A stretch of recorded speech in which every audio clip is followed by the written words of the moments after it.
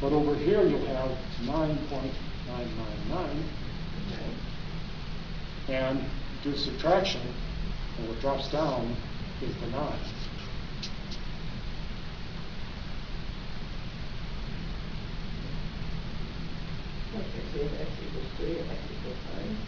No, x doesn't equal 9. You have to divide both sides by 9.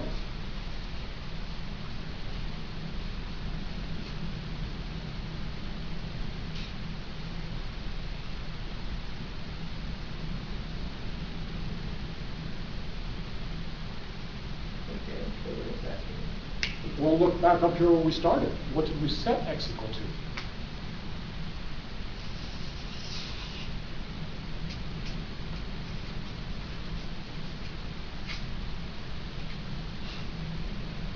Now, if you just drop out the x, your final resulting equation is this.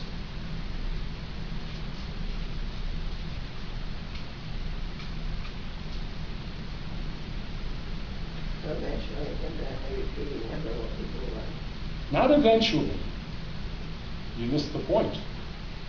Already is. That's what equal says. This is not the mathematical similar to symbol you'll find in geometry. This is an equal sign.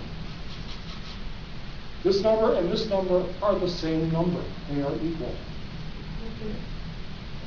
And what are the implications? See, I learned this in the 9th grade. 6 years later, I started my Epicur studies. 6 years after that, I got into this plane. 2 planes above the first topic. And what do you call that plane? This one is called the Phuket Lok, I believe. What's that mean? There are sounds associated with plane. Remember I said before, Arun with the Mount Meso plane? The sound associated with that plane is a deep electrical humming sound. Before I even knew that that was where I was, I heard that sound. And when I was finished with my experience, I found it on a chart. Okay, and what was the name of it again? It's spelled like this. Phuket Lok.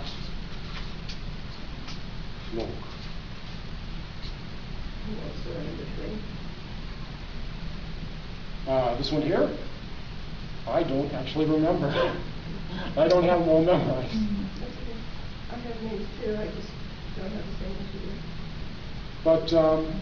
But the point is that it's a finer vibration, it's closer to the center of things, at the heart, and your absorption of knowing this is much faster and complete at that higher level than even at the soul plane.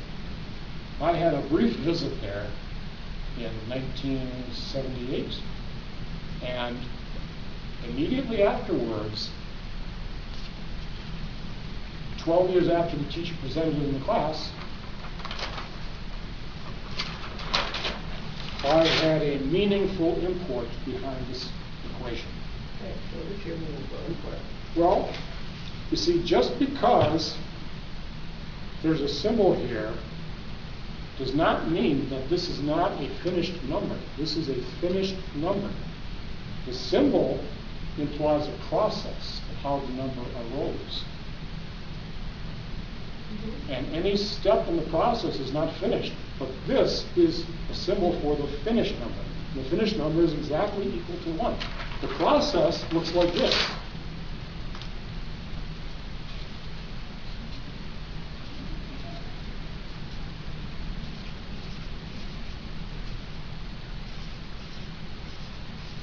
See it? And that's what is the infinite process that will give rise to an infinitely repeating decimal 9. But we cannot write that number. We have a symbol for writing it, and that symbol looks like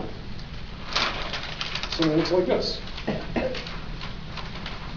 Okay, but there are if this number is actually this, say at any point in our lifetimes, or any lifetime, you look at everything we know at that moment, like right now, for example, and give it a symbol of that.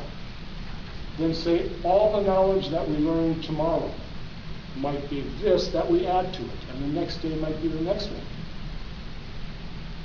If you are a subscriber to reincarnation, as am I, what you then have is the provision for this addition of knowledge to what we had at a moment to be infinite in possibility.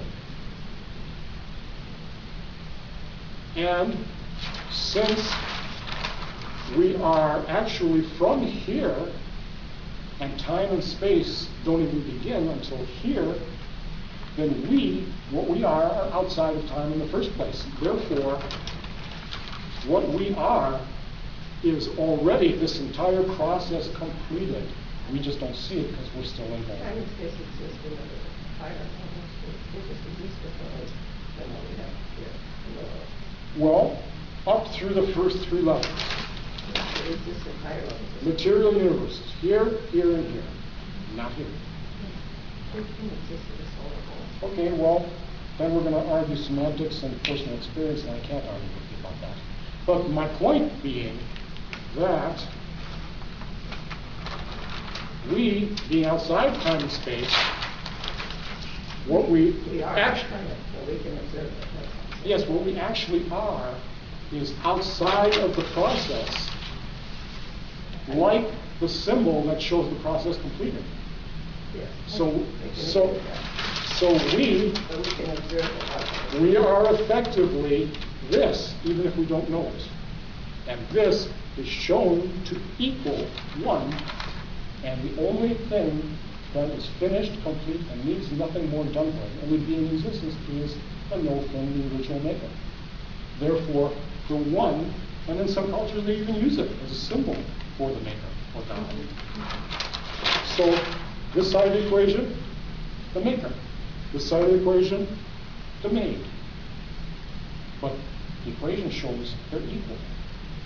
This is the basis for taking some of that New Age philosophy crap which says you are God, and the truth is, actually, yes. But there's even one wrinkle further. Because I presented this one at a party. The gentleman who asked me the question, I cited him in my book. That's the man who cited the question, which gave me more knowledge.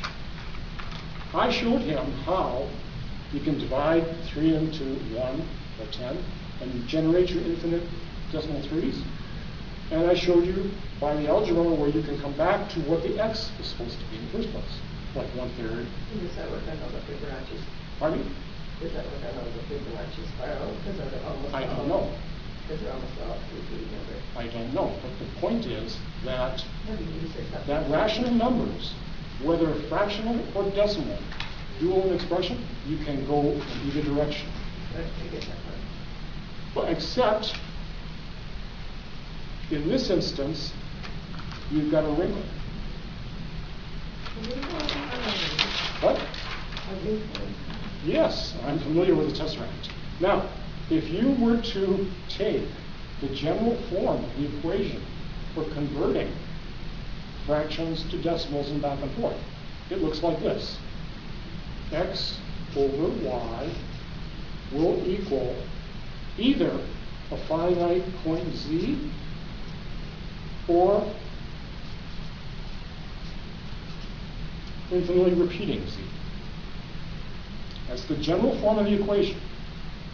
If you plug real numbers into it, you see it works. Like 1 over 2 equals 0.5, or 1 over 3 equals 0.3333. Now, plug this number into the equation. 0.9999 infinitely. Then by definition there must be 2 integers, x over y, whose long division will result in that number. And when the guy at the party asked me that question, it was like an explosion in my head. Immediately I knew the answer. But the answer is, there are none. There are no 2 integers, x and y, that will fit in this equation, that when you do the long division will give you the result of an infinitely repeating 0.9. But yet, we know the number exists because when we did the algebraic derivation, it's shown to equal 1. Now you could plug 1 over 1 equals 1, and since 1 is equal to the infinitely repeating 9, you know that the equation works even in the case of 0.999. It does work, and yet to express it in this form cannot be done by any created soul. I submit only the no thing that made everything can make that equation work. In effect, the number 1 has no derivation in this form, and in effect is something from nothing. And that, by the way, is the definition of Genesis. So, in effect, this derived equation, which I came up with, and is in my book, from that party tip I got from the guy, is in effect a mathematical expression of what happened in the first moment when the no thing spoke everything into being. And in effect, this equation reflects the beginning.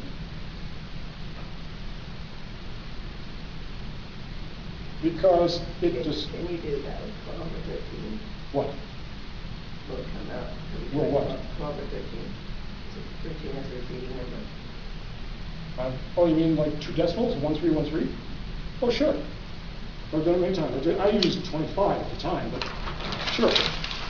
Because when there's a sum like Sure. this, Look, there's often there's one- either 7 that goes into 8 or there's 12 that goes into 13. This is what you're talking about? Infinitely repeating? 2 positions? Is that what you're saying? Yeah, I don't know. I just know in some mitoses there's either 7 and it goes into 8. Well, if this is 12 what you're and it goes asking into me, 13. if this is what you're asking me, I'm trying to figure out how it fits into some mitoses. well, say it's an infinitely repeating 1313, just infinite. Can that be shown to equal a fraction? Yes, is the answer. It's done the same way. You set an x variable and you multiply by 10, but now 10 raised to the power of the repetition. In the other number we were dealing with, like 3 or 9, only 1 digit, so 10 raised to the 1 power is just 10. Okay. But here you've got 2 digits, so you take 10 to the 2nd power, which is 100. So now what you do is you multiply both sides by 100, like this. 100x equals, slide your decimal over to here, 13.13113, infinitely repeating. Now again, you subtract the same way, and here on the left, you'll get 99x will equal, this part drops off, 13, and therefore x will equal 13/99. And if you do your long division, what you're going to find is that will equal an infinitely repeating 0.131313. Don't believe me? Try it out.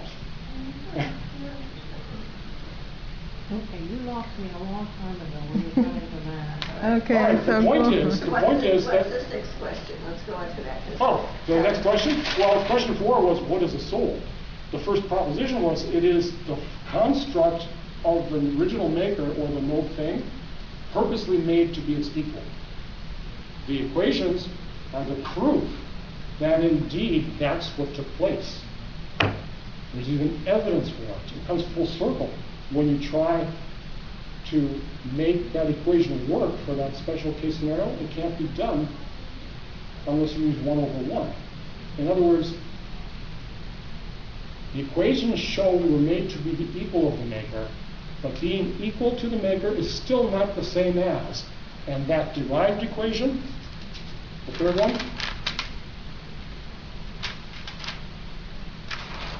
this is an equation which expresses what is the difference between the maker and any of us that were made. We cannot do the original creation that it did. We cannot make something from nothing as it did in raising